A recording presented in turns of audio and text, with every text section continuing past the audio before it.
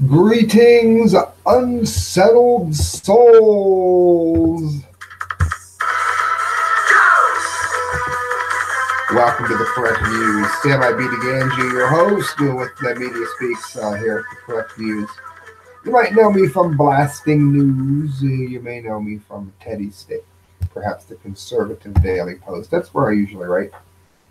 I want to invite you guys to, I'm going to stall for a second while people trickle in. I've been posting at rather unusual times, so perhaps nobody will trickle in and you'll all be seeing this later.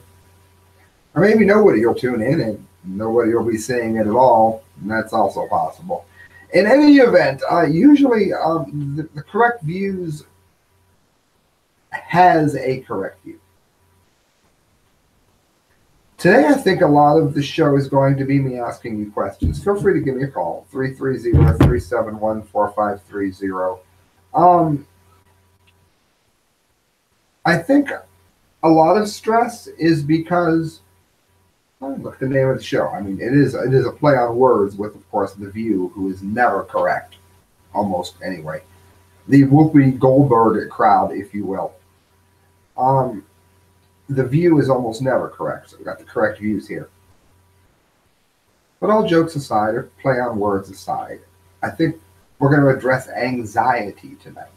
And it's a touchy subject. It's one that we don't generally wish to talk about or address. And there are a lot of different things that cause it, but as I let you trickle in, let's talk about one of them.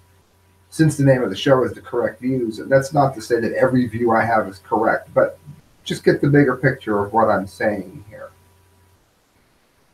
I think a lot of our stress comes about when we know beyond a shadow of a doubt what needs to be done in order for things to have the best chance of working out in a way that will make everyone involved equally happy, or at least as happy as they can be. And yet no one will listen to you. The movie The 12 Monkeys talked about something called the Cassandra complex. And in the movie, it was where someone was able to see exactly what was going to happen based on a very limited number of facts. Now, I'm not talking about psychics or clairvoyance or something metaphysical. I'm just saying that it's what I like to call a forensic intelligence. Some people are able to see what the big picture is by having just a few pieces of the puzzle. Kind of like when they find one hair in the carpet of an entire house that solves a murder crime, for those of you that watch Forensics Files.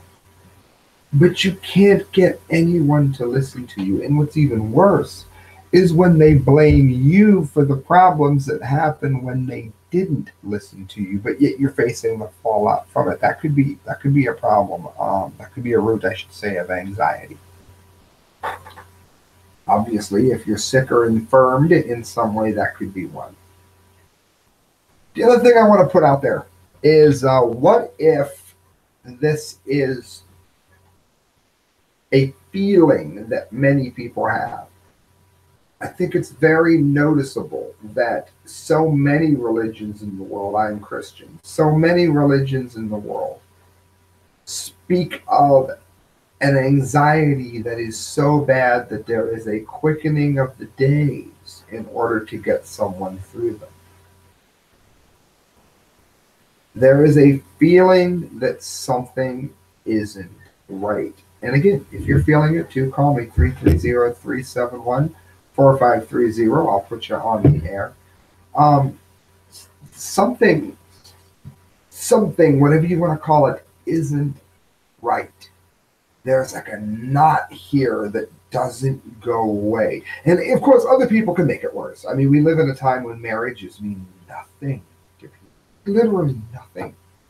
We live in a time when people that, and it's not just me, I've heard this from a lot of listeners and a lot of callers and a lot of correspondents, people are not acting the way they always have. And by always, I mean within a sensible period of time. Shifts don't happen as quickly as they have been. And it's not just a matter of the internet, because this wasn't the case until just the last few years.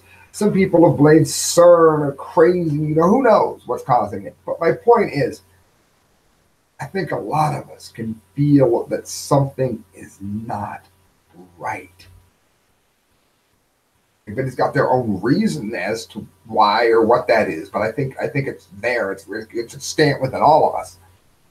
So that's sort of my introduction into this. I do want to get into what other people have to say about it, and I'm going to go ahead and hop into screen share here. No, that'd be nice if I was on the screen that I wasn't when I was just chilling. Wouldn't that be helpful to all of my viewers? All right, look at this, my listeners here. Here we go. And I thought this was telling. It's not just you. We're all living in the United States of anxiety. Not when someone says, it's not just you, that is mildly comforting. But if everybody is about to, be shot, the fact that it's not just you being shot hardly changes the fact that you're about to die. So, I mean, it's comforting and it's not. But I wanted to go over some of the stats here because it's not just me. It's not just you. This is a lot of people. And I think maybe with all minds working together, maybe the bigger picture here could be addressed. Do people need more God in their life? Do people need more kindness? Yes, all of that. But perhaps there's something that can be learned as well from science. So let's take a look at it. MSN News here. Feeling more anxious these days? The article just came out today. It floored me. It said, you've got plenty of company. A new survey from the American Psychiatric Association reveals that 39% of Americans feel more anxious than they did just 1 year ago. That's more than double the 19% of Americans who feel less anxious now than at this time last year. Another 39% of the survey respondents said that their anxiety level was about the same. 3% weren't sure. That means they were so indecisive they couldn't even decide if they were anxious. So you can pretty much count them into the mix. 36% of Americans are describing themselves as extremely anxious about keeping their family safe. People are taking guns away by the handfuls in places like Chicago, so I can see why. They're not even allowed to protect themselves. 35% of survey respondents feel extremely anxious, and 32% said it made them feel somewhat anxious. 5% increase in the country's national anxiety score. From 0 to 100, rose to 46. We're halfway there, friends. And there's plenty of anxiety to go around. It's affecting all age groups. Of course, millennials are feeling it hard. But baby boomers, Generation Xers, all feeling it as well. Increased stress and anxiety can significantly impact many aspects of people's lives, according to Dr. Anita Everett, president of the American Psychiatric Association. She said in a statement, her prescription for reducing stress includes regular exercise, relaxation, healthy eating, and time with friends and family. Okay, that's all great. Time with friends and family is great. But what if, the absence of your friends and family is what's making you stressed? But let me put something else out there. Could it be that there has been, how many of you know about the 100 monkeys? If you take, and you've got monkeys over here on this island. Let me use Buddy Puff's glasses. You've got an island of 100 monkeys over here. Once these monkeys all learn to use a certain tool, then the monkeys over here, without having ever met these monkeys, know how to use the tool or can find out within rapid speed compared to Group A, as it were.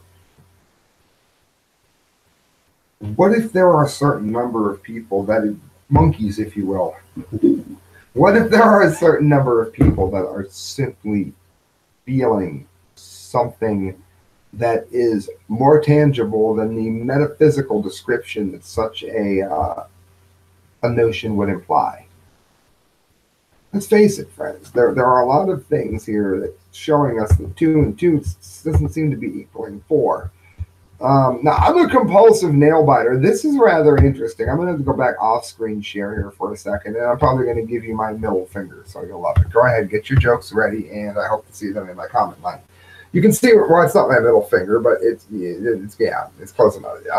I had an infection here. Trying to get it into the camera. I did give you the finger. I told you. You can't see it because my camera sucks. Please donate at the correct views at hotmail.com through PayPal so I can fix that. It swelled up like Congo the freaking gorilla. It was huge, okay? It looked like King Kong. Yes, I did lance it myself, and I'll save you all the gross details of it. My other friends, Sam Shaw, noticed this as well. Well, I've been a nervous nail biter my whole life. I didn't know it could kill me. How many of you also did not? Listen to this, Fox News. Luke Hanneman, his name's almost Han. Luke Hanneman had a scary brush with death after he became infected with sepsis. That's what killed my mother, from biting his nails. 28-year-old father of two in the UK began to experience flu-like symptoms, including cold sweats and shaking, after he bit the skin on the side of one of his nails, the Sun reported. That's exactly what I just did. I've done this a few times in my life. If you have a lot of vitamin C, it will cut down, but I wasn't able to get it for a minute. And you see what I got from it. Well, listen to this. He tried to ignore the symptoms and sleep them off, but eventually the finger began to throb and swell. Yeah, it's absolute misery. It's one of the most painful things you can ever do to yourself. He eventually went to a nearby hospital where he was told he was lucky to be alive and treated for sepsis for several days. By this time, he had contracted a high temperature and had red lines all over his body, a sign that the infection was spreading, according to the Sun. It was quite scary.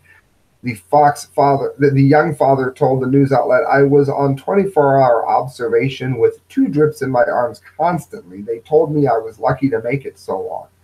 And I was close to septic shock." You know, he could have just soaked it in warm water and lanced the discolored white area, but, you know, I don't know why he didn't go on the internet and look it up. I knew it because my dad was a nurse, but we do live in the age of the internet, you know, which is supposed to be one of the things making us more anxious. In any event, Hahnemann said he used to bite his nails regularly. It was a nervous habit. A sepsis is a potentially life-threatening complication of an infection, according to the Mayo Clinic. Yeah, my mother beat it once and then got it again because, and I will say this openly, I don't care, bring it on. I'll happy to see you in court, because the nursing home over on our West Branch did not do their job properly with her. It can damage organs, causing them to fail. The U.S. said 1.5 million people contract it every year. 250,000 people die from it, according to the CDC. So people are biting their nails to the point of sepsis. And as we go in and look at this, and I think the bigger picture here is that maybe we need to care a little bit more about our loved ones. Have you been really crappy to your husband lately? Have you been really crappy to your wife? Have you been unforgiving of them, or friends, or family member, or someone else? We're all stressed, of course, so we're all blowing up at everyone else with great regularity, but do we forgive one another? Or do we simply put a knife in their back, dull or sharp, perhaps dull to make it hurt more, to add to the anxiety, if you will? Guys, I got 2 left going with this here, and I think you'll see what I'm getting at here. Some of the anxiety is from the fact that we cannot shut off media.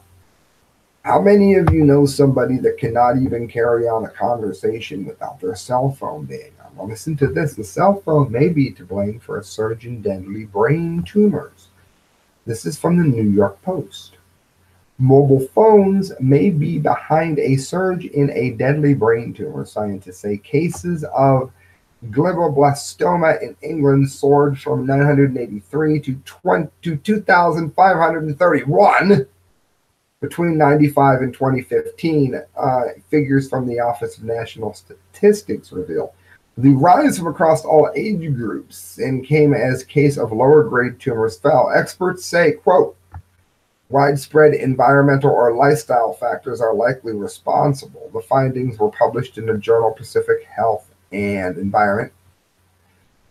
The study's leader was Alasdair Phillips of children with cancer and said, "We found a sustained and highly significant increase in GBM throughout the 21 years across all ages. The incidence of frontal and temporal regions of the brain, if I can speak, are affected, and of course it raises the suspicion that mobile phones are to blame.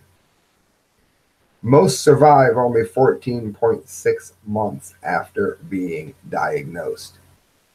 And critics warn that the study identifies a trend in tumor diagnosis rates that does not provide sufficient evidence of mobile phones.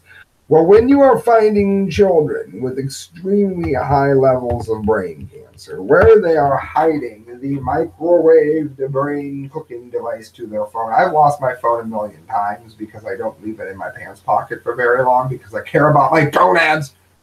I almost left it at a Jersey restaurant sitting on the table today. I don't keep it on me. I tend to talk in a speakerphone if I can. Find me doing it on other views here. Giving people brain cancer, this need to constantly be plugged in. And the fact that we don't have sufficient evidence to tell if that's what's doing it. BS, okay, out of BS.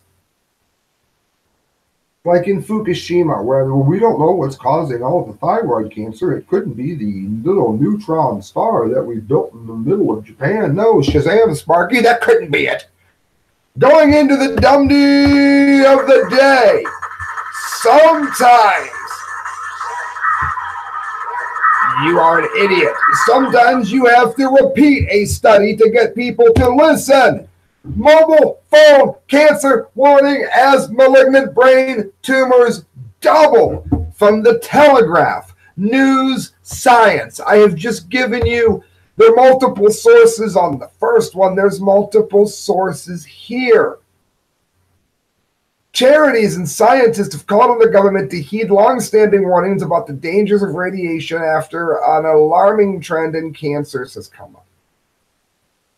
They analyzed 79,241 malignant brain tumors over 21 years, finding the cases of GBM in England have increased from 1,250 a year in 95 to 3,000. Friends, a lot of things are causing us stress, but nothing causes us stress like a brain cancer diagnosis. Be mindful of it. As for the rest of what's causing our stress, who knows? I certainly put forth a lot of theories. What are some of your theories? Let me know in the comment line. And if you'd like to see a better show, please donate to the correct views at hotmail.com through PayPal. Good night, friends. God bless. And watch for that anxiety. Kill you.